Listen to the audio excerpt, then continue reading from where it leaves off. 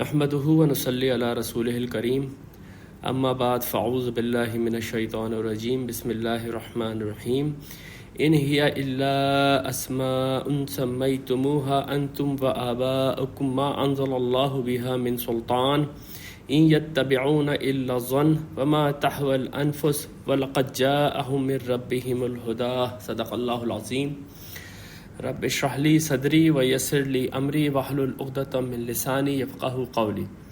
پچھلے ہفتے ہم نے تسمیہ کے اوپر اپنے سیشن کا آغاز کیا تھا۔ تسمیہ یعنی کہ بسم اللہ الرحمن الرحیم پڑھنا، اس کی کیا افادیت ہے اور اس کے کیا معنی ہیں، اس کے اوپر ہماری بات چل رہی ہے۔ میں نے آپ کے سامنے یہ بات رکھی تھی کہ یہ جو تسمیہ ہے اس کے اندر اتنی گہرائی ہے معنوں کی کہ لوگوں نے اس کے اوپر کتابیں لکھی ہوئی ہیں پوری۔ اگر آپ تفاسیر میں جائیں گے تو آپ کو لگے گا کہ شاید ایک جلد پوری تعوذ اور تسمیہ کے اوپر مفسرین نے جو ہے وہ لگائی ہے۔ تو اس کو ہم مختصر طور پہ اس طرح بیان کریں گے کہ میں آپ کے سامنے سب سے پہلے لفظ اسم کے معنی رکھوں گا، پھر اس کے بعد میں اللہ کے معنی رکھوں گا، پھر رحمان، پھر رحیم، اور سب سے آخر میں یہ جو با شروع میں لگی ہوئی ہوتی ہے جس کی وجہ سے یہ بسم اللہ الرحمن الرحیم بنتا ہے، یہ کیا معنی دیتا ہے یہ آپ کے سامنے انشاءاللہ رکھیں گے۔ پچھلے ہفتے ہم نے اسم اور اللہ کے اوپر اپنی بات مکمل کر لی تھی۔ اسم کا لفظ ویسے تو کسی کے نام کے لیے استعمال ہوتا ہے، لیکن عربی زبان میں اسم کے پیچھے جس کا بھی نام رکھا جاتا ہے اس کا پورا علم ہوتا ہے۔ یعنی کہ کسی شے کا نام رکھیں آپ، کسی علم کا نام رکھیں، کسی رشتے کا یا کسی تصور کا، جس کا بھی آپ نام رکھ رہے ہیں دراصل آپ اس کی ڈیفینیشن کر رہے ہیں اور آپ اس کی تعریف بیان کر رہے ہیں۔ یہی وہ حقیقت ہے جس کو امام رازی نے بھی یہاں پر جب وہ بسم اللہ الرحمن الرحیم کا ترجمہ کر رہے تھے تو امام رازی نے بھی اپنی تفسیر مفاتیح الغیب میں یہی لکھا ہے کہ فالعلم بالاسم، یہ جو علم ہے ناموں کا، لا يحصل الا اذا كان مسبوقا بالعلم بالمسمى، اس کا یہ حاصل نہیں ہوتا جب تک کہ آپ کو مسمى کا علم حاصل نہ ہو جائے۔ مسمى مطلب جس کا بھی آپ نے نام رکھا ہے، وہ نام آپ نے کسی تصور کا رکھا ہے، وہ کسی رشتے کا نام رکھا ہے یا کسی چیز کا نام رکھا ہے، اس کا علم جب تک نہیں ہوگا اس وقت تک نام کا علم حاصل کرنا مشکل ہے۔ اس کے بعد میں نے آپ کے سامنے یہ بات رکھی تھی کہ لفظ اللہ کے معنی کیا ہیں۔ تو یہ بات ہوئی تھی کہ خدا کے تصور کے اوپر جتنے بھی فلسفی گزرے ہیں اور جتنے بھی مذاہب ہیں اس میں ہمیشہ ایک سپریم گاڈ کا تصور ہمیشہ رہا ہے، جس کو وہ واجب الوجود کہتے ہیں، یعنی کہ اس کائنات کا وجود ممکن نہیں ہے جب تک کہ ایک خدا نہ ہو۔ وہ خدا ٹرانسینڈنٹ ہے، یعنی کہ وہ ٹائم اینڈ اسپیس سے ماورا ہے۔ وہ خدا اومنی پوٹنٹ ہے، یعنی کہ وہ اونلی پاورفل ہے۔ کائنات کا جو ڈیزائن ہے وہ لوگوں کو یہی بات سمجھا رہا ہے۔ وہ اومنیشینٹ ہے، یعنی کہ وہ آل نالجبل ہے۔ وہ اومنی بینیولنٹ ہے، یعنی کہ وہ بہت ہی رحم کرنے والا ہے۔ یہ ساری چیزیں ہم نے اس دن بڑی تفصیل کے ساتھ ڈسکس کی، اور میں نے آپ کے سامنے یہ بھی رکھا کہ مختلف مذاہب کے اندر اس خدا کا کیا نام رکھا گیا ہے۔ جو بھی انہوں نے سوچا اس خدا کے بارے میں، اس کے بعد جو اس کی سب سے مایاناز صفت ان کے سامنے آئی انہوں نے وہی اس کا نام رکھ دیا۔ جیسے ہندوازم کے اندر برہما نام رکھا گیا اس کا، براہمن اسی طریقے سے زوراسٹیرینزم کے اندر اہورا مزدا نام رکھا گیا، یا پھر اس کے بعد ہم نے دیکھا سکھ ازم کے اندر انہوں نے اس کا نام واحے گرو رکھا۔ اس کے بعد ہم نے یہ دیکھا کہ ابراہیمی مذاہب کے اندر ناموں کے ساتھ، اللہ کے نام کے ساتھ ان کے درمیان کچھ کنفیوژن ہے، کیونکہ جو بائبل ہے وہ اپنی اصل زبان میں نہیں رہی ہے، لیکن ہم نے کافی ڈسکشن کرنے کے بعد اس نتیجے پہ پہنچے تھے کہ اللہ تعالیٰ نے خود ابراہیمی مذاہب میں اپنا نام اللہ ہی بتایا ہے۔ اور یہ میں نے بائبل کی ایک ورس اور پھر اس کے بعد سورہ طٰہٰ کی ایک ورس آپ کے سامنے رکھی تھی، جس میں اللہ تعالیٰ خود موسیٰ علیہ السلام سے یہ کہہ رہے ہیں کہ اننی انا اللہ لا الہ الا انا، میں ہی ہوں، میں اللہ، میرے سوا کوئی الہ نہیں ہے۔ تو یہاں پر باقاعدہ طور پہ قرآن سے یہ بات ثابت ہے، اور یہی ورس آپ سمجھیں گے اسی شکل میں تھوڑی سی بدلی ہوئی حالت میں بائبل کے اندر ہے، لیکن وہاں پر اللہ کے نام کی جگہ یہوہ کا نام موجود ہے، یا جو بھی کچھ انہوں نے وہ ایبریویشن بنائی جس کی وجہ سے وہ یہ سمجھتے ہیں کہ خدا کا ذاتی نام یہوہ ہے، جبکہ قرآن یہ بتاتا ہے کہ خدا کا ذاتی نام اللہ ہے۔ تو یہ اس کا اسم ذات ہے، یہ اسم جلالہ ہے۔ اب آئیے اب آگے بڑھتے ہیں۔ وہ یہ کہ سب سے پہلے اس بات کو سمجھیں کہ خدا کا تصور جب اس کائنات کو دیکھ کے انسان اپناتا ہے تو وہی تصور ہے جو میں نے آپ کے سامنے رکھا، لیکن ہم نے یہ دیکھا ہے کہ لوگوں نے پھر خدائی کے اندر دوسری ہستیوں کو بھی شریک کیا، خدا کا بیٹا بنایا، خدا کی بیٹیاں بنائی، درمیان میں کچھ اس طرح کے لوگوں کو لے کر آئے جن کے متعلق ان کا عقیدہ یہ بنا کہ یہ خدا تک پہنچنے کے لیے ہمارے سفارشی ہیں، یعنی انہوں نے کچھ اور نام بھی رکھے جن ناموں کو انہوں نے کہا کہ یہ بھی خدا ہیں یا خدائی میں شریک ہیں۔ اس بات کا ہم ذکر کر چکے ہیں پہلے بھی کہ جو ریلیجن آف پروفٹ ہے وہ اس بات کو کلیم کرتا ہے کہ تم خدا تک اپنی عقل سے بس یہیں تک پہنچ سکتے ہو کہ وہ جو خدا ہے وہ تمہارے ذہن اور تمہارے ادراک سے ماورا ہے، اس کے بعد خدا اپنا تعارف تم سے خود کرائے گا، وہ خود انبیاء کے اوپر کتابیں نازل کرے گا جس میں یہ بتائے گا کہ وہ کون ہے۔ اس لیے اس کے بعد دوسرے مذاہب نے جو بھی خدا کے تصور بنائے اس کے اندر کوئی نہ کوئی کمی آ گئی، لیکن ابراہیمی مذاہب میں ہمیشہ سے یہی بات رہی کہ خدا خود اپنے بارے میں بتائے گا تو ہمیں پتہ چلے گا۔ اب یہی ابراہیمی مذاہب ہے جس کے اندر خدا کا بیٹا بنایا گیا، اور نبی صلی اللہ علیہ وسلم جس قوم کے اندر مبعوث ہوئے وہاں پر لات، منات، عزا، حبل اسلام کے جو بت تھے ان بتوں میں سے لات، منات اور عزا کے متعلق ان کا عقیدہ تھا یہ خدا کی بیٹیاں ہیں۔ تو اب یہ نام رکھے ہوئے، لات بھی نام رکھا ہوا ہے، منات بھی نام رکھا ہوا ہے، سن آف گاڈ بھی نام رکھا ہوا ہے۔ کیا ثبوت ہے کہ یہ خدا کے بچے ہیں؟ کیا ثبوت ہے اس بات کا کہ خدا نے ان کو اپنی خدائی میں شریک کیا ہے؟ تو اس لیے یہ میں نے آپ کے سامنے جو آج شروع میں آیت پڑھی تھی میں ذرا اس کو اس کے پس منظر کے ساتھ پڑھ دیتا ہوں۔ یہ آیت سورۃ النجم کی ہے۔ اس میں اللہ تعالیٰ فرماتا ہے افرأیتم اللات والعزیٰ، کیا تم لوگوں نے سوچا بھی ہے کبھی اس دیوی کے متعلق جس کو تم لات کہتے ہو یا جس کو تم عزیٰ کہتے ہو، وہ منات الثالثۃ الاخری، اور یہ تیسری دیوی جو کہ منات ہے، الکم الذکر ولہ الانثی، کیا تمہارے لیے تو ہو صرف بیٹے اور اللہ کے لیے ہوں بیٹیاں؟ تلک اذن قسمۃ ضیزیٰ، یہ تو بہت ہی بھونڈی تقسیم ہے جو تم لوگوں نے کی ہے۔ اس کے بعد دیکھیں اللہ تعالیٰ کیا فرماتا ہے، ان ہی الا اسماء سمیتموها انتم وآباؤکم، یہ چند نام ہیں جو رکھ لیے ہیں تم نے اور تمہارے آباء و اجداد نے، ما انزل اللہ بہا من سلطان، اللہ نے ان کے لیے کوئی سلطان نہیں اتاری۔ یہ سب سے امپورٹنٹ پوائنٹ ہے۔ یا تو جو انبیاء کے صحائف ہیں اس میں یہ موجود ہو کہ یہ میرا بیٹا ہے، یہ میری بیٹیاں ہیں، یہ دوسرے بزرگ ہیں جن کو میں نے خدائی کے اندر شریک کر دیا ہے، یا تمہاری عقل اور تمہاری لاجک ہی تمہیں وہاں تک پہنچا دے کہ خدا جو ہے وہ اکیلا اس کائنات کو نہیں چلا رہا ہے بلکہ اس کے ساتھ ایک بڑی فوج ہے جو کہ خود بھی خدا ہیں۔ لیکن ہم یہ بات دیکھ چکے ہیں کہ جب بھی انسان نے عقل سے کام لیا وہ ایک ہی خدا تک پہنچا۔ تو سلطان یا تو یہ ہے کہ انسان عقل سے کام لے، یا سلطان یہ ہے کہ ان کے پاس کوئی صحیفہ ہو جس کے اندر لکھا ہوا ہے کہ یہ بھی خدائی میں شریک ہے، یہ بھی خدائی میں شریک ہے۔ کوئی سلطان نہیں ہے ان کے پاس۔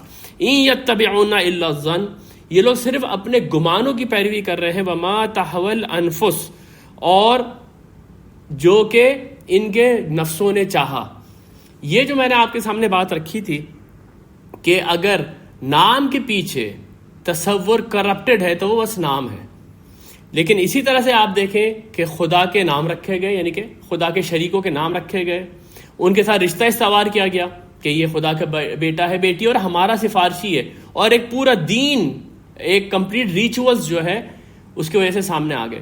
تو اس لیے یہ جو لفظ اسم ہے یہ بہت امپورٹنٹ ہے کہ جب نام رکھا جا رہا ہے تو جیسے امام رازی نے کہا کہ نام کے پیچھے جو علم ہے اصل میں تو وہ اس ہستی کا یا اس شے کا یا اس علم کا کی ڈیفینیشن ہے۔ اگر وہ ڈیفینیشن صحیح ہے تو نام صحیح ہے، اگر وہ ڈیفینیشن غلط ہے تو بس وہ نام ہے جو تم لوگوں نے رکھ لیے ہیں۔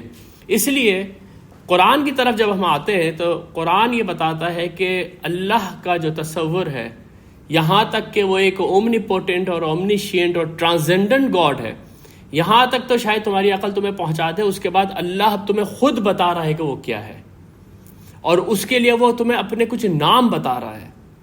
اس کو اللہ تعالیٰ نے فرمایا ہے کہ وَلِلَّهِ الْأَسْمَاءُ الْحُسْنَى فَادْعُوا بِهَا، یہ اللہ کے بہت اچھے نام ہیں، تم ان سے ہی اللہ کو پکارو، اور کوئی طریقہ نہیں ہے جس سے کہ تم اللہ تک پہنچ سکو۔ تو سب سے پہلا نام یا سب سے پہلی صفت جو اللہ تعالیٰ اپنی قرآن شروع کرنے سے پہلے بتا رہا ہے وہ صفت رحمت ہے، یعنی اس کے پہلے جو دو نام آئے ہیں وہ ہیں رحمان اور رحیم۔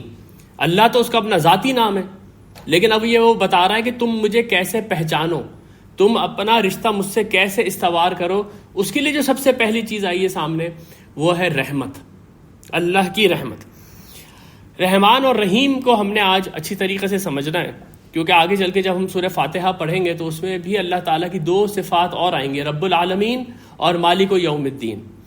اور رحمان اور رحیم کیونکہ ہم پہلے سمجھ چکے ہوں گے تو وہ چاروں صفات پھر ہمارے بہت اچھی طریقے سے سمجھ میں آ جائیں گی۔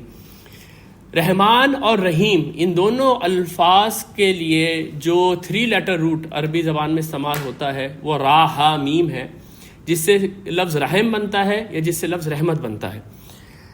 رحم کے معنی ہیں ماں کے پیٹ کا وہ حصہ جس میں بچہ پرورش پاتا ہے، اس لیے ماں کا رحم یہ بہت ایک عام جملہ ہے جو لوگ استعمال کرتے ہیں۔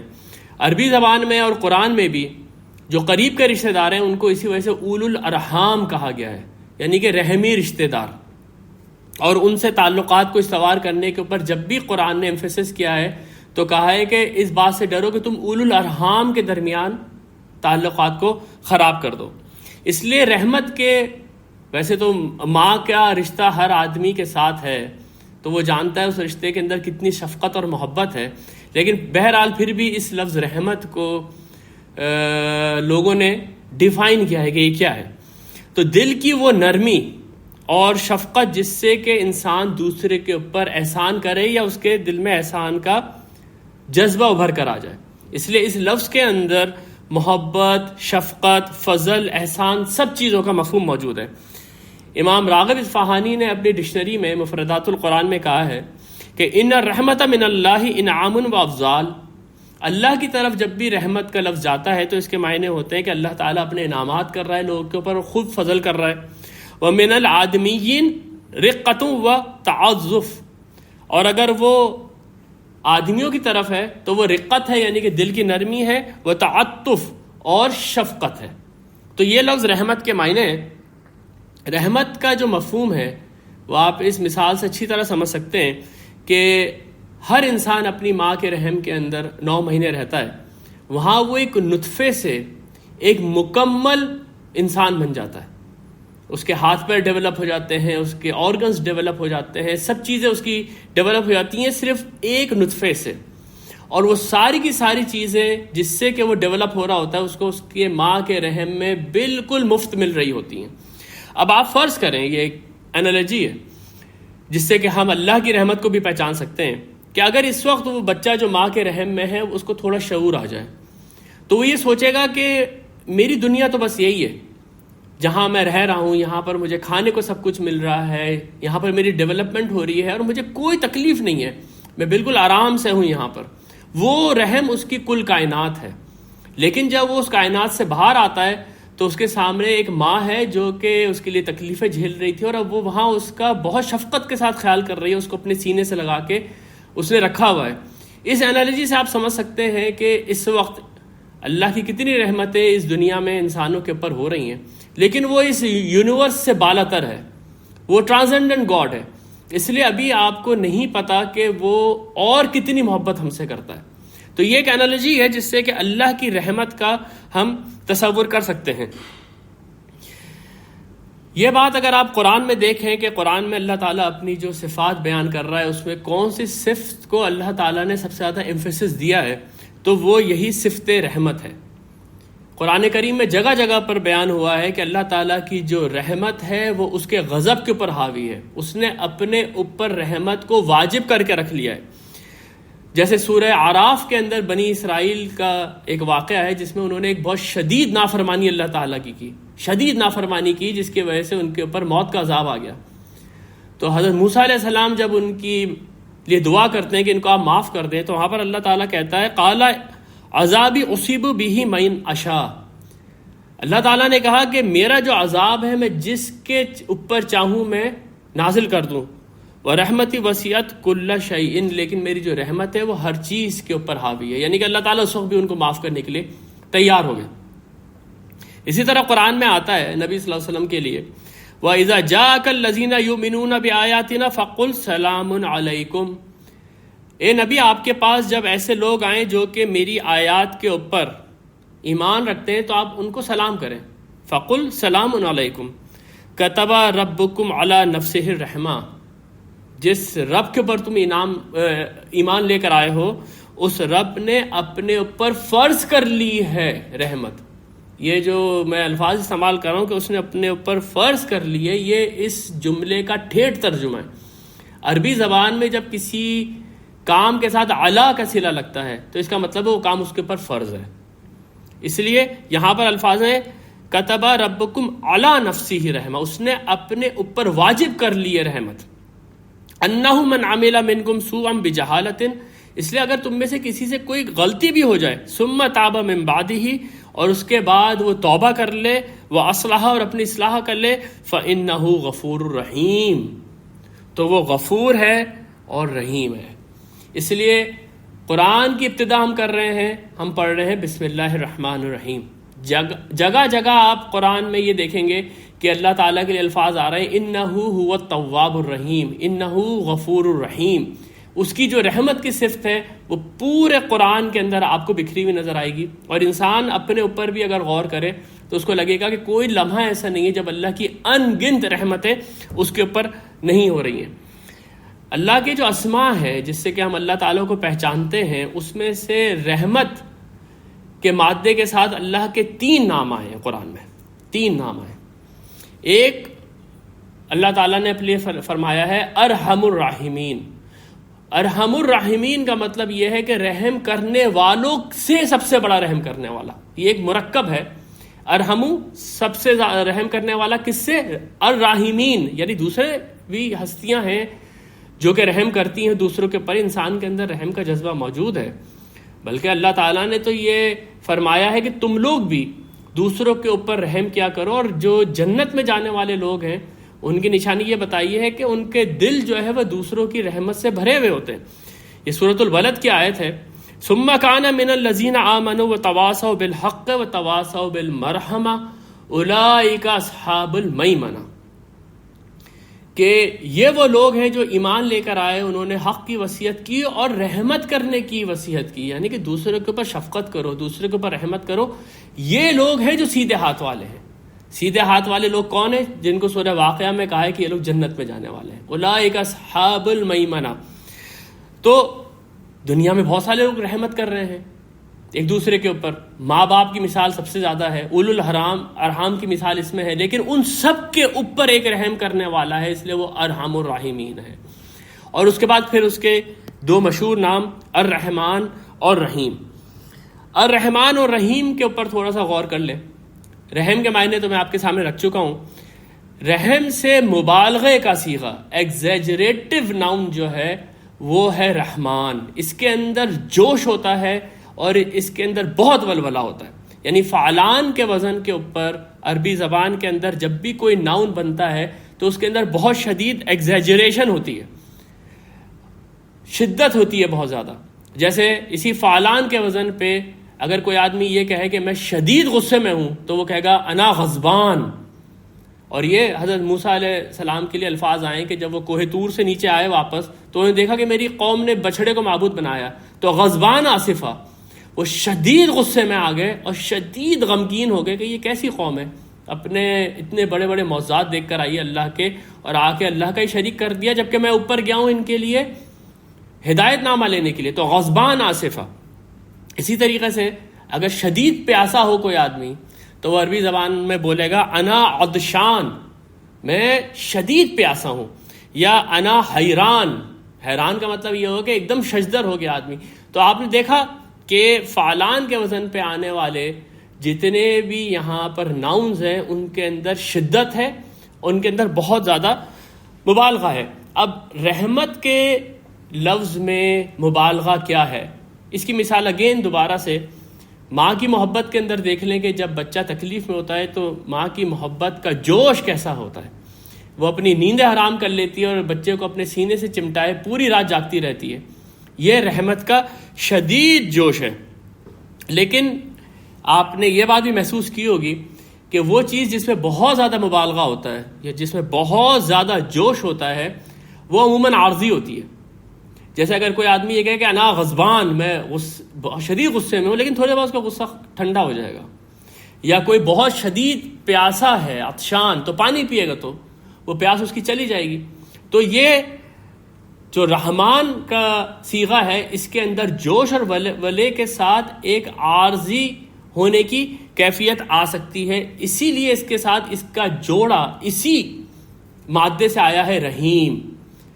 رحیم کا جو وزن ہے فعیل عربی زبان میں، یہ کسی ایسی صفت کے لیے استعمال ہوتا ہے جو اس شخص کے اندر مستقل طور پہ موجود ہے. کسی بھی حال میں وہ صفت اس کے اندر سے نکلتی نہیں ہے. جیسے فعیل کے وزن کے اوپر اگر کسی آدمی کو آپ کہیں کہ علیم ہے، علیم کا مطلب یہ کہ وہ علم جانتا ہے. اب علم جانتا ہے تو علم جانتا ہے، ایسا تو نہیں ہے کہ ایک لمحے تو اس کے پاس علم ہے، دوسرے لمحے اس کے اندر سے سلب ہو گیا علم.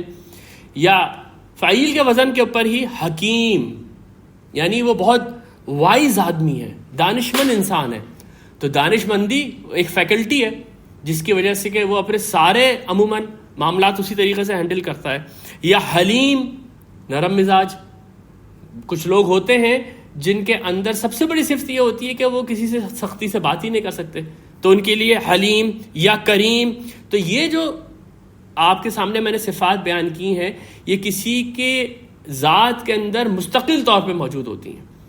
اسی سے اللہ کی ایک صفت آئی ہے رحیم، یعنی کہ اس کی ذات کے اندر رحمت جو ہے وہ ایک مستقل صفت ہے، لیکن ساتھ میں اس میں ایگزیجریشن بھی بہت زیادہ ہے. تو اب آپ اندازہ لگا لیں کہ یہ رحمان اور رحیم اور ان کے درمیان میں نہ کوئی واو ہے. واو اگر ہوتا تو ایسا محسوس ہوتا کہ کسی وقت رحمان ہے کسی وقت رحیم ہے، لیکن بیچ میں واو بھی نہیں ہے، یعنی کوئی مغایرت بھی نہیں ہے درمیان میں، دونوں ایک ساتھ ہیں. تو اب آپ ذرا اندازہ لگا سکتے ہیں کہ یہ رحمت کس درجے کی رحمت ہے. گویا یہ دونوں الفاظ جب قرآن کے بالکل ابتدا میں آئے ہیں تو جیسے میں نے آپ کے سامنے پچھلے سیشن میں رکھا تھا کہ نام جو ہوتے ہیں وہ تعلق بناتے ہیں. جیسے کہ نام میرا کوئی بھی ہے لیکن میں فلانا کا دوست ہوں، یہ ایک رشتے کا نام ہے.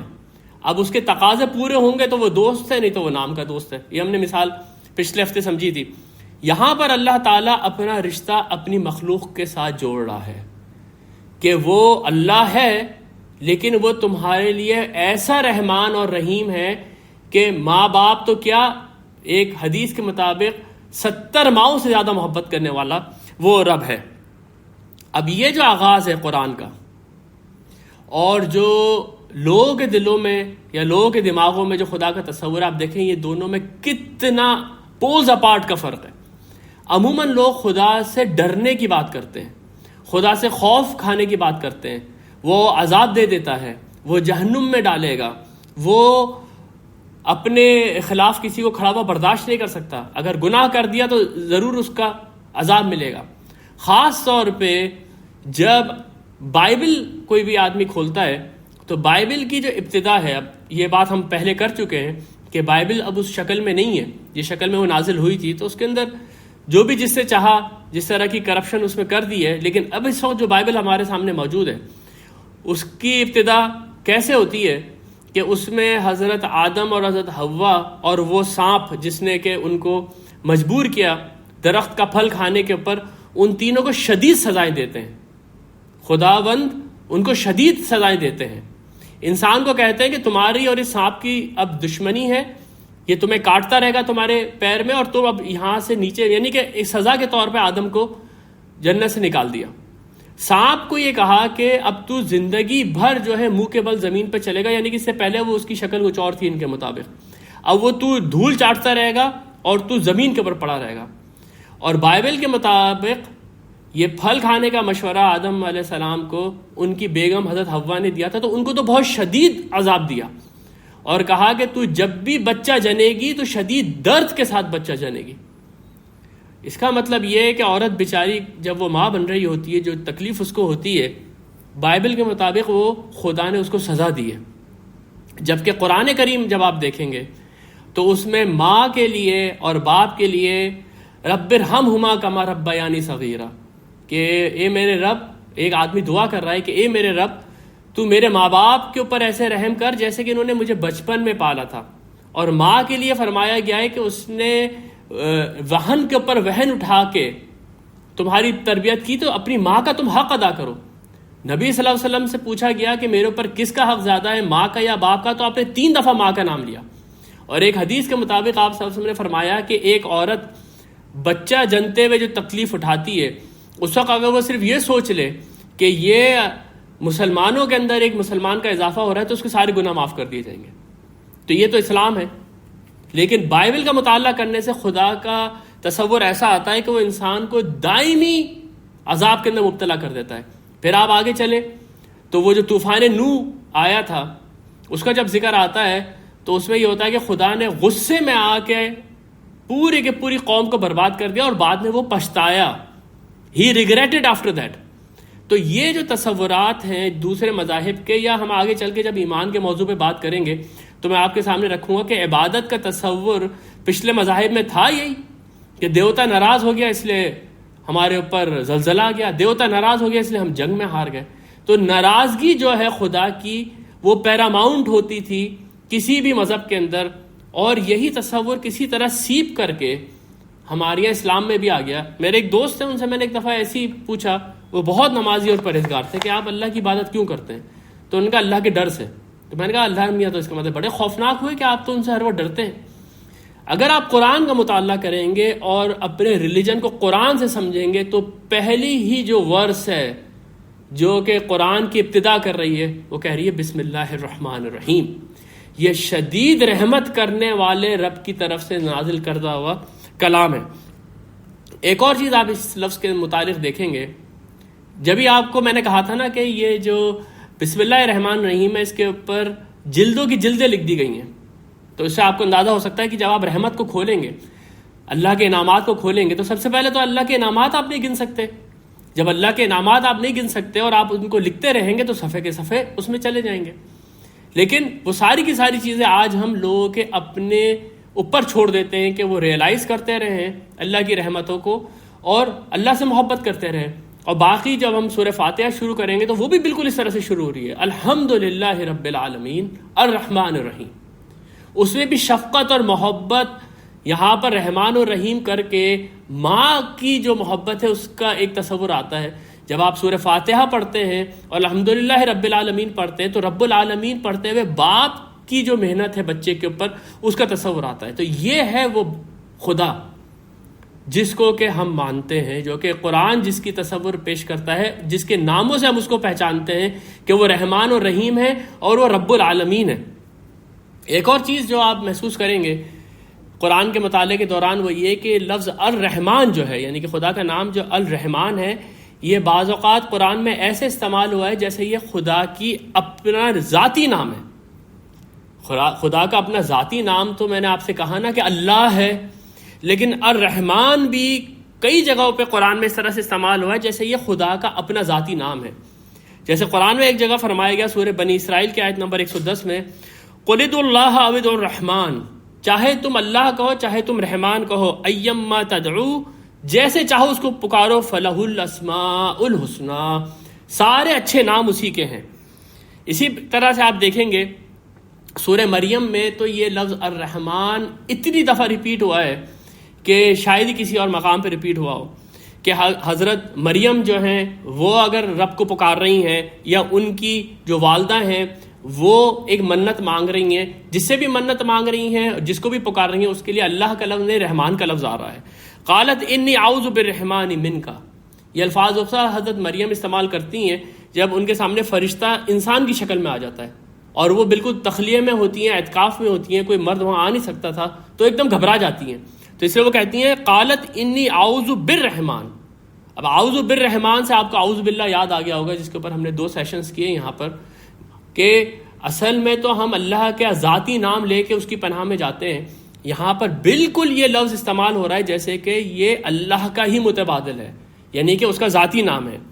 اسی طریقے سے حضرت مریم کی والدہ نے جب اس بات کی منت مانگی تھی کہ میری یہاں اگر اولاد ہوگی تو میں اس کو مسجد کے اور ہیکل کے نظر کر دوں گی, تو وہاں پر بھی انہوں نے کہا تھا انی نظرت للرحمن صوما, نہیں معاف کیجیے گا, یہ الفاظ بھی حضرت مریم کے ہی ہیں کہ جس وقت وہ حضرت عیسیٰ علیہ السلام کو لے کے اپنی قوم کے پاس گئی ہیں تو اللہ تعالیٰ نے ان کو یہ کہا تھا کہ تم وہاں کچھ مت بولنا، یہ بیٹا ہی تمہاری گود میں بول اٹھے گا.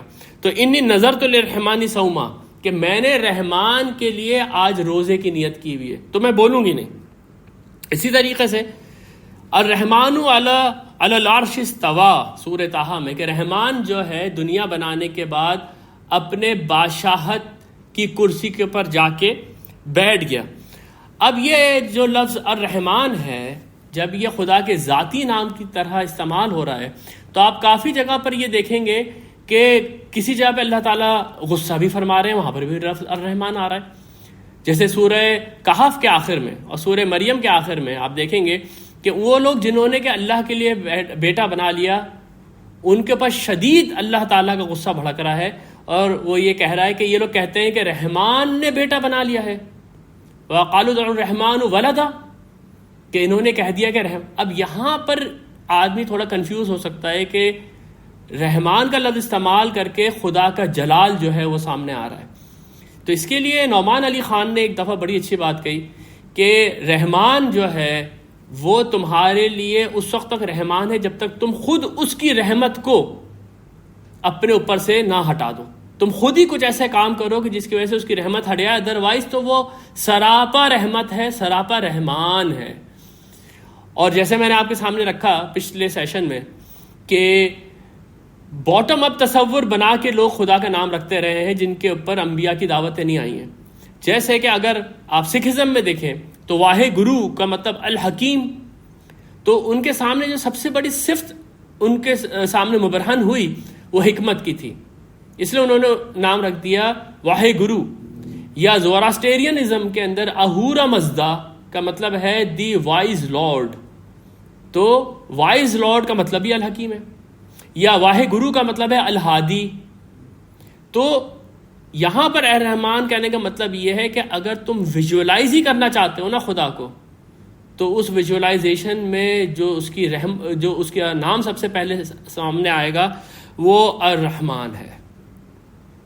تو میں نے آپ کے سامنے رحمان اور رحیم کی انالیسس رکھ دیا اور لفظ الرحمن کی ایک خصوصیت ہے قرآن کے اندر وہ آپ کے سامنے رکھ دی. اب آ جائیے جناب اس بات کے اوپر کہ اللہ کی رحمتیں تو بے انتہا ہیں، لیکن قرآن کے اندر کچھ چیزوں کو کہا گیا ہے کہ یہ خدا کی خاص رحمت ہے جو میں نے تم لوگوں کے اوپر کی ہے.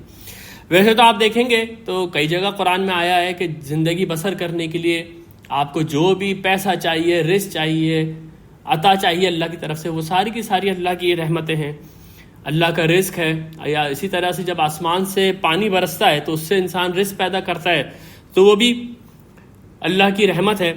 لیکن خاص طور پہ دو چیزیں قرآن میں ایسی بیان ہوئی ہیں جس کو کہ اللہ کی رحمت کے ساتھ آپ خاص کر دیتے ہیں، بالکل خاص کر دیتے ہیں.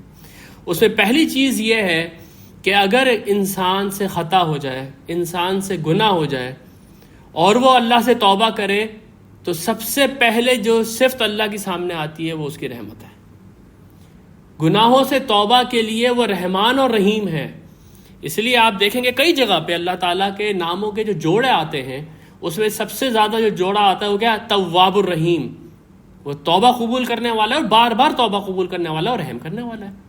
غفور الرحیم، گناہ ہو گیا، گناہ کی جو عقوبت ہے اس سے وہ بچائے گا کیونکہ وہ غفور ہے اور وہ رحم کرنے والا ہے.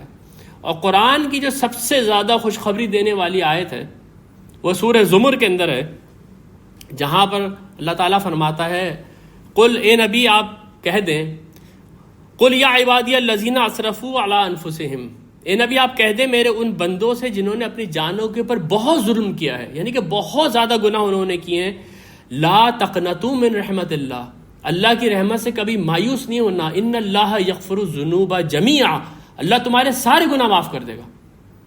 یہ جو آیت ہے اور جو اس کا میں نے ترجمہ آپ کے سامنے رکھا ہے اس کی انٹینسٹی کا آپ کو اندازہ ہو گیا ہوگا کہ ایک طرف اسرفوا علی انفسہم، اسراف کا لفظ تو ہم اردو میں بھی استعمال کرتے ہیں، بہت زیادہ پیسہ خرچ کر دیا بھائی اسراف کر رہے ہیں یہ لوگ.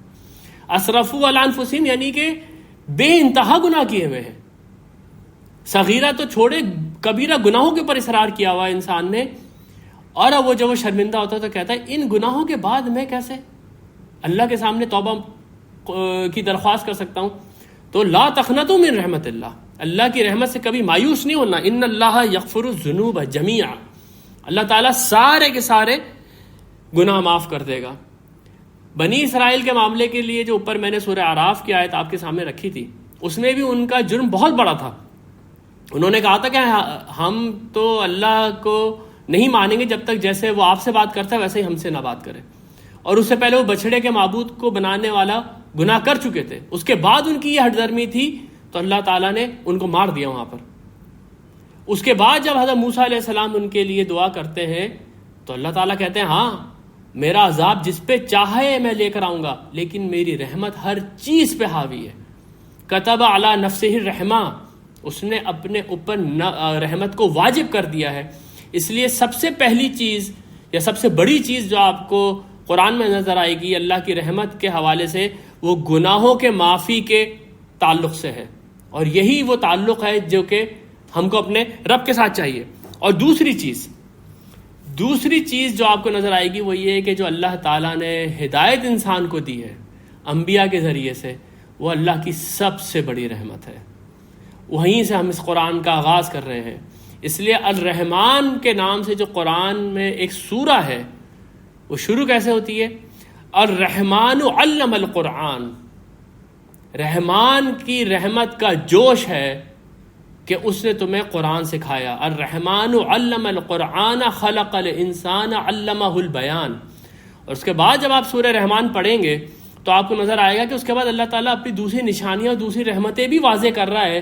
لیکن سب سے پہلے جس رحمت کا ذکر اللہ نے کیا وہ یہ کہ اس نے تمہیں قرآن دیا ہے. آپ سورہ یونس میں جائیں گے، سورہ یونس کے اندر اللہ تعالیٰ فرماتا ہے یا ایھا الناس قد جاءتکم موعظۃ من ربکم وشفاء لما فی الصدور وہدی ورحمۃ للمؤمنین. اے لوگو، تمہارے پاس تمہارے رب کی طرف سے ایک معجزہ آ گیا ہے، یعنی کہ یہ قرآن آ گیا ہے جس کے اندر سینوں کے اندر جو بیماریاں ہو جاتی ہیں اس کی شفا ہے، اور یہ ہدایت اور رحمت ہے مومنین کے لیے. اور اسی آیت میں آگے جا کے اللہ تعالیٰ فرماتا ہے کہ فَبِذَالِكَ فَلْيَفْرَحُوا هُوَ خَيْرٌ مِّمَّا يَجْمَعُونَ. بس ان لوگوں کو چاہیے کہ یہ خوشیاں منائیں کیونکہ یہ ان سب چیزوں سے بہتر ہے جو یہ جمع کرتے ہیں. یہ قرآن ان سب چیزوں سے بہتر ہے جس کو کہ یہ لوگ جمع کرتے ہیں. انسان دولت جمع کرتا ہے، انسان پراپرٹی جمع کرتا ہے، انسان بینک بیلنسز بناتا ہے، انسان اپنی ڈگریاں جمع کرتا ہے، سب چیزیں جمع کرتا ہے، کرے سب چیزیں جمع، لیکن ان سب چیزوں سے بہتر جو چیز ہے وہ یہ ہے کہ یہ قرآن وہ اپنے دل کے اندر جمع کرے. ہوا خیر مما یجمعون. پھر وہ پیغمبر جو کہ اس قرآن کو لے کر آیا، اس پیغمبر کو اللہ تعالیٰ نے سورہ انبیاء کے اندر لقب دیا وَمَا أَرْسَلْنَاكَ إِلَّا رَحْمَةً لِلْعَالَمِينَ. ہم نے آپ کو عالمین کے لیے رحمت بنا کے بھیجا ہے. بھیجا کیا ہے؟ آپ کے ذریعے ایک پیغام بھیجا ہے، آپ کے ذریعے اللہ تعالیٰ نے اپنا تعارف کرایا ہے، آپ کے ذریعے اللہ تعالیٰ نے اپنا دین لوگوں کو دیا ہے. تو وما ارسلناک الا رحمۃ للعالمین. اس آیت کا جو پس منظر ہے وہ یہ ہے کہ عرب جو ہیں اس وقت نبی صلی اللہ علیہ وسلم کو اور آپ کی دعوت کو شدید منحوس سمجھ رہے ہیں. وہ یہ کہہ رہے ہیں کہ ہمارے قبیلوں میں انہوں نے پھوٹ ڈلوا دی، گھر گھر کے اندر انہوں نے لڑائی جھگڑا کروا دیا. باپ جو ہے وہ ابھی بھی اپنے آبا و اجداد کے دین پر ہے، لیکن بیٹا جو ہے وہ محمد کے ساتھ ہو گیا، تو گھر کے اندر جھگڑے ہو گئے.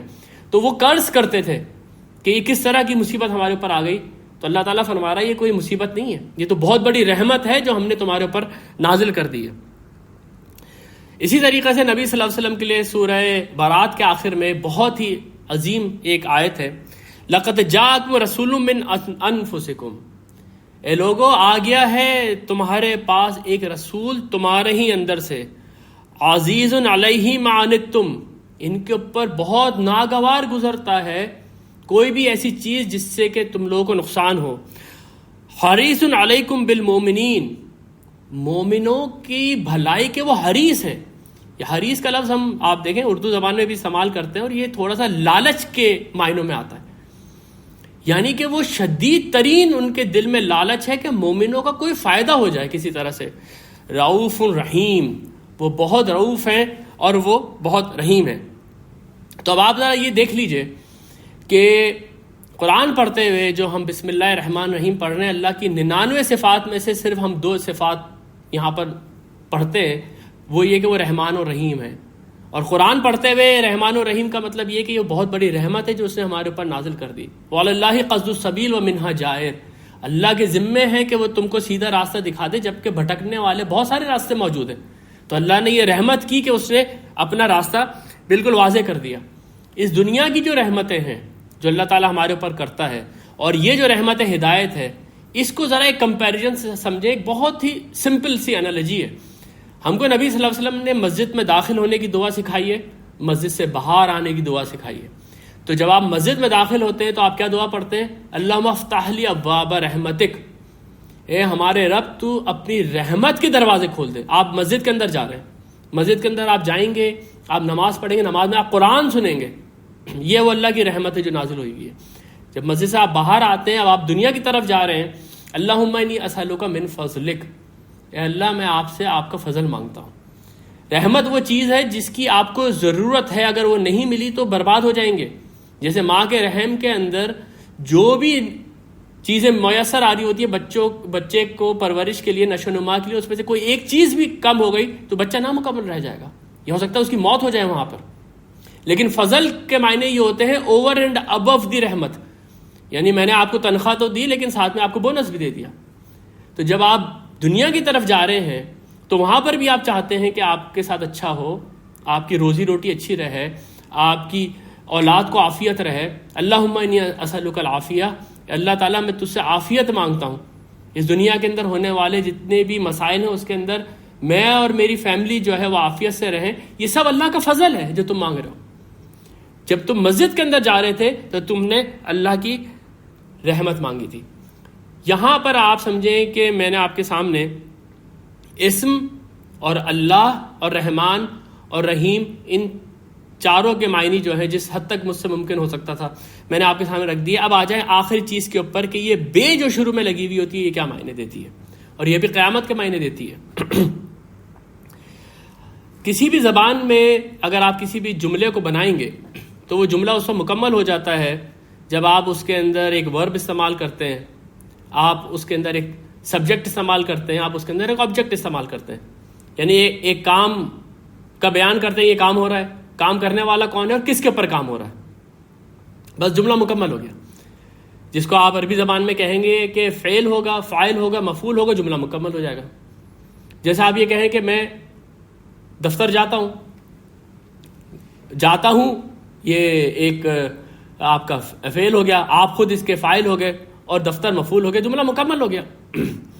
لیکن جس طریقے سے انگریزی زبان میں پری پوزیشنز ہوتی ہیں، وہ پری پوزیشنز اگر کسی جملے میں لگتی ہیں تو وہ آپ کو ایڈیشنل انفارمیشن دیتی ہیں. یعنی جملہ تو مکمل ہو گیا لیکن آپ کچھ فردر انفارمیشن کسی کو کنوے کرنا چاہ رہے ہیں. جیسے آپ یہ کہنا چاہ رہے ہیں کہ میں دفتر جاتا ہوں روزانہ گاڑی سے، تو آپ یہ کہیں گے I go to office daily by car. یہ بائی جو پری پوزیشن لگی ہے اس کے بعد جو بھی انفارمیشن ہے وہ ایڈیشنل انفارمیشن ہے، جملہ اس کے پیچھے مکمل ہو چکا ہے. تو عربی زبان کے اندر جو پریپوزیشنز ہوتے ہیں وہ عموماً حروف جار ہوتے ہیں، جس میں سے ایک یہ با ہے اور علا ہوتا ہے یا کا ہوتا ہے. جیسے آپ یہ کہیں کہ وہ جنگ میں ایسے لڑا جیسے کہ شیر، تو جنگ میں وہ لڑا، یہ جملہ مکمل ہو گیا. جیسا کہ شیر کا اسدن، تو کا جو شروع میں لگا اس نے ایک ایڈیشنل انفارمیشن دی تھی. اسی طرح سے یہ جو با ہے یہ ایک ایڈیشنل انفارمیشن دیتا ہے. اس کا مطلب یہ ہے کہ بسم اللہ الرحمن الرحیم جب آپ پڑھ رہے ہیں تو یہ کسی جملے کی ایک ایڈیشنل انفارمیشن ہے، جملہ تو ہے ہی نہیں، یہاں پر جملہ ہے ہی نہیں. اس لیے جو بھی آدمی اس کا ترجمہ کرتا ہے، شروع کرتا ہوں اللہ کے نام سے، تو شروع کرتا ہوں تو ہے ہی نہیں یہاں پر کہیں کوئی ایسا لفظ آپ کو نظر آ رہا ہے جس کا ترجمہ شروع کرتا ہوں ہم کر سکتے ہیں. یہ وہ آپ سمجھے کہ ہینڈی کیپ ہوتا ہے جب ہم زبان کو نہیں سمجھ رہے ہوتے اور ترجمے کی مدد سے ہم آگے بڑھ رہے ہوتے ہیں. یہ ایک اتنی عظیم و شان ادبی ترکیب ہے کہ اس کے پیچھے ایک جملہ ہمیشہ انڈرسٹوڈ ہوتا ہے، اس کے پیچھے ایک جملہ ہمیشہ آپ سمجھیں کہ محذوف ہوتا ہے. وہ جملہ کیا ہوتا ہے؟ وہ جملہ وہ ہوتا ہے جو کام آپ اس وقت کر رہے ہوتے ہیں. یعنی کہ اگر آپ نے بسم اللہ الرحمن الرحیم پڑھا جس وقت کہ آپ کچھ پڑھنے کے لیے کھڑے ہو رہے ہیں تو اصل میں آپ کہہ رہے ہیں اقرؤ بسم اللہ الرحمن الرحیم. اقرؤ جو ہے میں پڑھتا ہوں، یہ جملہ اس کے پیچھے محذوف ہے، انڈرسٹوڈ ہے. یا آپ کھانا کھا رہے ہیں تو آکلو بسم اللہ الرحمن الرحیم، یا آکلو اس میں انڈرسٹوڈ ہے، آپ نے بولا نہیں لیکن یہ انڈرسٹوڈ ہے کیونکہ آپ نے یہ کہا کہ جو کام بھی میں کر رہا ہوں میں اللہ کے نام کے ساتھ کر رہا ہوں جو کہ رحمان و رحیم ہے. آپ گاڑی میں بیٹھ رہے ہیں، آپ اونٹ کے اوپر بیٹھ رہے ہیں، ارکبو بسم اللہ الرحمن الرحیم، میں اللہ رحمان الرحیم کے نام کے ساتھ سوار ہوتا ہوں. اب یہ جملہ پیچھے سے محذوف کر دینے کی آپ حکمت سمجھیں کیا ہے کہ جب بھی آپ بسم اللہ الرحمن الرحیم پڑھیں گے، بسم اللہ الرحمن الرحیم آپ کا حال بن جائے گا. یعنی جو بھی کام آپ کر رہے ہوں گے وہ کام جو ہے وہ بسم اللہ الرحمن الرحیم کے ساتھ ہو جائے گا. اس لیے یہ جو با ہے، اس با کو سمجھنا بہت ضروری ہے. یہ با جو ہے یہ معنی کیا دیتا ہے؟ یہ 2 یا 3 معنی دیتا ہے. ایک معنی تو وہ یہ دیتا ہے کہ میں یہ کام کر رہا ہوں اللہ کی برکت کے ساتھ. جیسے آپ نے کہا کہ میں آکلو بسم اللہ الرحمن الرحیم، میں کھانا کھا رہا ہوں اللہ الرحمن الرحیم کے نام کے ساتھ، تو اس کا مطلب ہے آپ اس وقت ایک برکت کی دعا کر رہے ہیں. یہ جو کھانا ہے یہ میرے لیے فائدہ مند ہو، یہ کھانا جو ہے یہ اس کے اندر کم کھانے میں زیادہ برکت ہو جائے. یہ سارے تصورات جو کھانے کے اندر افادیت کے ہیں وہ سارے کے سارے آپ بسم اللہ الرحمن الرحیم پڑھتے ہوئے اس کی با کے اندر یہ چھپے ہوئے. بعض اوقات آپ کسی کام کو کرنے کے لیے کھڑے ہو رہے ہوتے ہیں، کام مشکل ہوتا ہے. جیسے کہ وہ لوگ جنہوں نے حج کیا ہے وہ جانتے ہیں کہ ہر جو حج کا رکن ہے وہ اپنے اندر ایک بہت بڑی مشقت رکھتا ہے. تو عموماً لوگ وہ مشکل کام کرنے کے لیے کھڑے ہو رہے ہیں بسم اللہ الرحمن الرحیم. اس وقت کیا ہے یہ بسم اللہ الرحمن الرحیم؟ اس وقت یہ برکت کی دعا نہیں ہے، اس وقت یہ مدد کی دعا ہے. میں یہ کام کرنے جا رہا ہوں اللہ رحمان الرحیم کی مدد کے ساتھ. یہ استعانت کی دعا مانگ رہے ہیں آپ اس وقت کہ اللہ تو میری مدد کر، میں یہ کام کرنے جا رہا ہوں.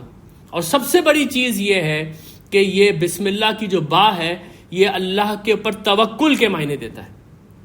میں اللہ کے بھروسے کے اوپر یہ کام کرنے کے لیے کھڑا ہو رہا ہوں. جیسے قرآن کریم میں خود حضرت نوح علیہ السلام کی جو دعا ہے کہ جس وقت کے وہ طوفان آ گیا ہے، کشتی کے اندر لوگ جمع ہو رہے ہیں، تو جو لوگوں کو اللہ نے عذاب سے بچانے کا فیصلہ کر لیا تھا ان کو کہا کہ اس کشتی میں سوار ہو جاؤ. جب وہ کشتی میں سوار ہو گئے تو فرمایا گیا قال ارکبوا فیہا بسم اللہ مجریہا و مرساہا، سوار ہو جاؤ اس کشتی کے اندر اللہ کے نام کے ساتھ ہی ہے اس کا چلنا اور اس کا ٹھہرنا. یعنی کہ اب اتنے بڑے طوفان کے اندر اللہ پہ بھروسہ کرو، یہ بھی تو ہو سکتا ہے وہ کشتی ڈوب جائے. اور آپ یقین جانیے کہ بعض اوقات جیسے میں نے آپ کے سامنے کچھ ابتدائی سیشن میں یہ بات رکھی تھی کہ انسان جب اللہ کے بھروسے کے اوپر قرآن کے مطابق اپنی زندگی گزارنا شروع کرتا ہے تو آیتیں اٹھ کے اس کو سمجھانے لگتی ہیں کہ میرا مطلب یہ تھا. جس کو مولانا مودودی نے سلوک قرآنی کہا ہے، اس کا ایک تجربہ چھوٹا سا مجھے ہوا، میرے اور بہت سارے دوستوں کو ہوا کہ 2016 میں جب یہاں پر ریسیشن کی وجہ سے ہماری نوکریاں جو تھیں شدید خطرے میں تھیں، تو روزانہ جب ہم گھر سے نکلتے تھے تو ہمیں یہ ہوتا تھا کہ شاید آج ہمارے ہاتھ میں لیٹر پکڑا دیا جائے گا اور ہماری نوکری ختم ہو جائے گی. اور یہاں پر جب نوکری ختم ہو جائے تو اس کا آپ کو پتہ ہے کہ پھر کیا ہوتا ہے کہ پوری کی پوری فیملی آپ کی ڈسٹرب ہو جائے گی. تو اس وقت میں ایک آپ کو اپنا ذاتی تجربہ بتا رہا ہوں کہ میں جس اپارٹمنٹ میں رہتا تھا اس کے سامنے ایک صاحب تھے، انہوں نے گھر سے باہر نکلنے کی ایک دعا اپنے دروازے کے اوپر لگائی ہوئی تھی. وہ دعا میں عموماً دیکھتا تھا لیکن میں کوئی بہت زیادہ اس سے متاثر نہیں ہوتا تھا. لیکن ایک دن جب میں اسی پریشانی میں باہر نکل رہا تھا، میری اس دعا کے اوپر نظر پڑی. آپ یقین جانے دل میں ایسا سکون آیا، بسم اللہ توکلت علی اللہ لا حول ولا قوت الا باللہ. میں اللہ کے نام سے نکل رہا ہوں، توکلت علی اللہ، میں بھروسہ اللہ کے اوپر کرتا ہوں، لا حول ولا قوت الا باللہ، حالات کو تبدیل کرنے والا اور کسی قسم کی بھی کوئی طاقت اللہ کے سوا کسی کے ہاتھ میں نہیں ہے. یہ وہ توکل ہے جو انسان کے دل میں اس وقت آتا ہے جس وقت کہ وہ کسی مشکل حالات سے گزر رہا ہوتا ہے. اسی طریقے سے یہی جو لا حول ولا قوت، اس کا ترجمہ ہم نے یا اس کی جو تفسیر آپ سمجھیں اس وقت سمجھ میں آئی جب ایک اور دعا نبی صلی اللہ علیہ وسلم کی ہم لوگوں نے پڑھنی شروع کی جس وقت یہ حالات چل رہے تھے کہ اللہم انی اعوذ بک من زوال نعمتک و تحول عافیتک، کہ اللہ تعالیٰ میں تیری پناہ میں جاتا ہوں کہ جو نعمتیں تو نے دی ہیں مجھے وہ زوال ہو جائیں، زوال پذیر ہو جائے. جو عافیت میرے اوپر ہے یہ تحول، یہ تبدیل ہو جائے. تو تحول سے لا حول ولا قوت الا باللہ العلی العظیم کا ترجمہ سمجھ میں آ جاتا ہے کہ وہاں پر آپ یہ کہہ رہے ہیں کہ میرے حالات جو ہیں وہ تبدیل کرنے کی طاقت کسی کے پاس نہیں ہے سوائے اللہ کے. لا حول ولا قوت الا باللہ. اس دن کے بعد سے وہ دعا جب بھی میں پڑھتا ہوں مجھے ایسا لگتا ہے کہ یہ ایک بہت بڑا خزانہ ہے جو اس وقت سامنے ہے کہ آپ گھر سے باہر قدم رکھ رہے ہیں. بسم اللہ توکلت علی اللہ لا حول ولا قوت الا باللہ العلی العظیم. سب سے آخری چیز جو یہ لفظ بسم اللہ کے ساتھ میں آپ کے سامنے رکھنا چاہتا ہوں وہ یہ کہ جس وقت کہ یہ قرآن کریم پڑھا جا رہا ہے اور اس سے پہلے بسم اللہ الرحمن الرحیم پڑھا جا رہا ہے، یا نبی اکرم صلی اللہ علیہ وسلم جو ہے وہ کھڑے ہو کے لوگوں کو قرآن سنا رہے ہیں، اس وقت یہ کیا معنی دے رہا ہے؟ اس وقت یہ بہت ہی عالیشان معنی دے رہا ہے. قرآن میں جگہ جگہ کے اوپر یہ بات آئی ہے کہ یہ جو رسول ہیں یہ ہمارا پیغام تم تک پہنچا رہے ہیں. یعنی کہ منظر آپ ذہن میں ایسا لے کر آئیں جیسا کہ ایک بہت بڑے بادشاہ نے ایک قاصد کو بھیجا ہے اور وہ قاصد جو ہے وہ جو اسکرول اس کے ہاتھ میں اس کو کھولتا ہے اور کھولنے کے بعد بادشاہ کا پیغام دوسروں تک پہنچا دیتا ہے. یہ جو انداز ہے یہ بالکل قرآن میں آپ سمجھیں اسی طریقے سے آیا ہے کہ یہ جو پیغمبر ہے هو الذی بعث فی الامیین رسولا منہم یتلو علیہم آیاتہ. یتلو علیہم، یہ ان کے اوپر آیتیں پڑھتا ہے میری. اب آپ سوچیں کہ اللہ کے رسول کھڑے ہو رہے ہیں اور اللہ کا پیغام لوگوں تک پہنچا رہے ہیں اور کہہ رہے ہیں بسم اللہ الرحمن الرحیم. تو اصل میں کہا یہ جا رہا ہے کہ اقرا علیہم بسم اللہ الرحمن الرحیم، میں تم کو پیغام سنا رہا ہوں اللہ کا جو کہ رحمان اور رحیم ہے. تو یہ آپ سمجھیں کہ افادیت ہے بسم اللہ الرحمن الرحیم پڑھنے کی. آپ کے سامنے میں دوبارہ سے سمری رکھ دیتا ہوں کہ میں نے آپ کے سامنے یہ بات رکھی تھی کہ جب بھی مسلمان قرآن کریم کا مطالعہ شروع کرتے ہیں تو دو کلمات وہ ضرور ادا کرتے ہیں، اعوذ باللہ من الشیطان الرجیم اور بسم اللہ الرحمن الرحیم. یہ دونوں کلمات سمجھنا ہمارے لیے بہت ضروری ہے تاکہ ہمیں پتہ چلے کہ یہ قرآن ہمیں کس طرح کی جرنی کے لیے تیار کر رہا ہے. تو اعوذ باللہ من الشیطان الرجیم کے اندر ہم نے سمجھا کہ کس طرح کے وسوسے اور کس طرح کے شبہات جو ہے یہ شیطان ہمارے دل میں ڈال سکتا ہے کہ جس وقت کہ آپ قرآن کریم پڑھ رہے ہیں. اور اعوذ کا مطلب یہ ہے کہ آپ اس بات کو جان لیں کہ آپ اس کے سامنے بہت کمزور ہیں اور پناہ صرف اللہ کے پاس ہے. پھر وہ اللہ کون ہے؟ بسم اللہ الرحمن الرحیم ہمیں کس جرنی کے لیے تیار کر رہا ہے یہ آپ کے سامنے آج مکمل ہوئی بات کہ سب سے پہلے تو اللہ کو پہچانو اس کے ناموں سے، اور پھر یہ جان لو کہ یہ جو پیغام ہے یہ تمہیں بہت ہی رحمان و رحیم رب نے دیا ہے، کیونکہ یہی اب ہدایت ہے جو کہ تمہیں دنیا کی جو پگڈنڈیاں ہیں اس میں سے نکال کے سیدھے راستے پہ لے جا کر اللہ کی مغفرت تک لے کے جا سکتی ہے. بارک اللہ لی و لکم فی القرآن العظیم و نفعنی و ایاکم بالآیات و ذکر الحکیم.